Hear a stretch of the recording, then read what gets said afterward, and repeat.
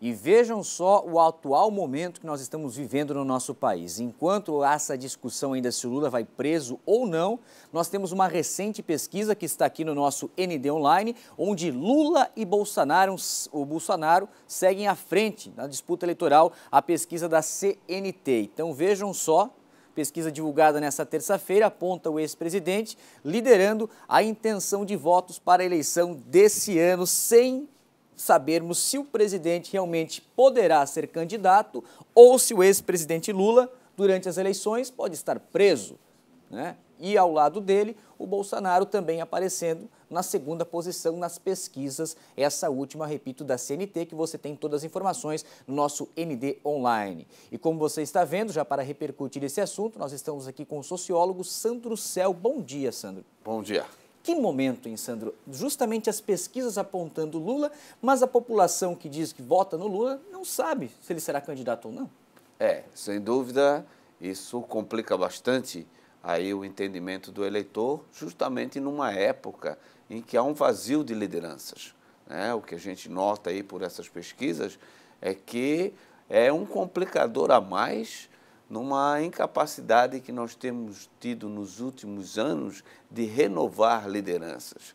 Ou seja, nós precisamos de figuras antigas, como o próprio Lula, né, figuras tradicionais da política, ou alguém que aparece mais como se fosse um aventureiro, como é o caso do Bolsonaro, né? Nós não houve, nesses últimos anos, aí, a formação de lideranças que parece que pudesse apresentar um plano de Brasil alternativo e que fosse mais ou menos bem compreendido pela população. Até nós tínhamos ali o Eduardo Campos, que acabou Sim. falecendo também, né?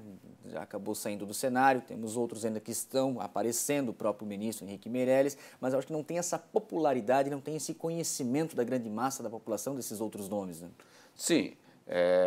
O presidente Lula, ele não se fez de uma hora para outra, né? Então, ele teve aí um governo que também teve muita repercussão, sobretudo nas classes mais pobres, com políticas de redistribuição de renda, e é natural aí que ele guarde aí um índice de popularidade boa, até porque ele é uma pessoa carismática, uma pessoa com facilidade para mobilizar as massas. Agora, Sandro, entre essas dúvidas todas que nós estamos tendo, ainda os recursos que o Lula tem, tanto lá na quarta turma, como também no Supremo Tribunal, mas a dúvida que eu tenho maior é a seguinte: o Lula está com 72, né? Sim. 72 anos, é aquela situação, quem com uma idade dessa, réu primário, que tem residência fixa, que tem emprego, vai realmente para a cadeia no Brasil?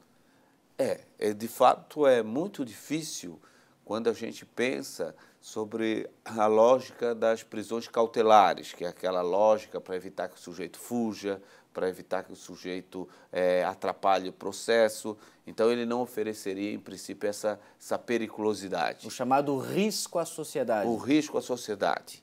Então, daria para aguardar o final do processo, né? A decisão final no Supremo Tribunal Federal.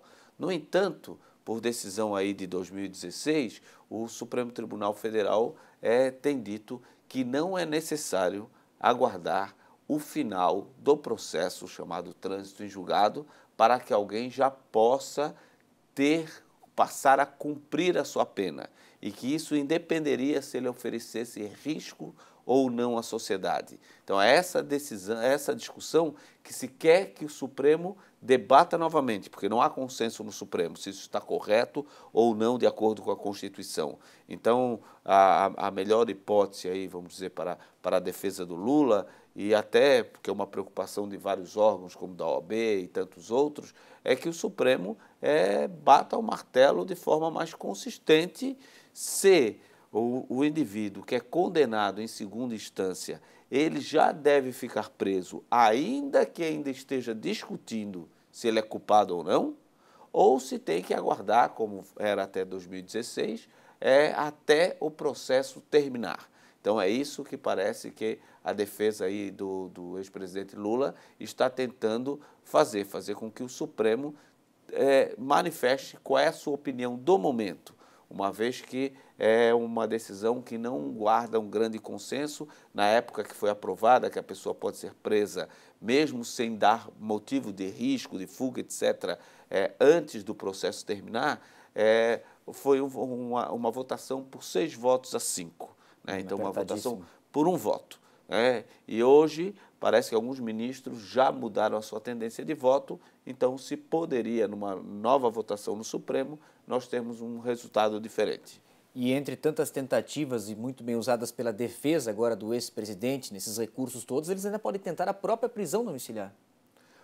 Podem, embora a prisão domiciliar ela é relativamente simples, não há prisão com alguém de mais de 70 anos, quando a punição é até 4 anos. Ele é 12. Como a punição dele é 12, teria que ter um motivo mais relevante, como doença, como alguma outra questão mais urgente que fizesse com que a prisão fosse um risco muito grande, por exemplo, à vida e à saúde dele. Né? Essa é a mesma discussão que a gente vê com o ex-deputado Paulo Maluf, né? Que também luta, também é alguém idoso, que também luta aí, com a tentativa de que a prisão dele fosse convertida em prisão domiciliar. Sandro Céu, muito obrigado mais uma vez pela sua participação aqui no nosso Santa Catarina no Ar. Muito obrigado a vocês.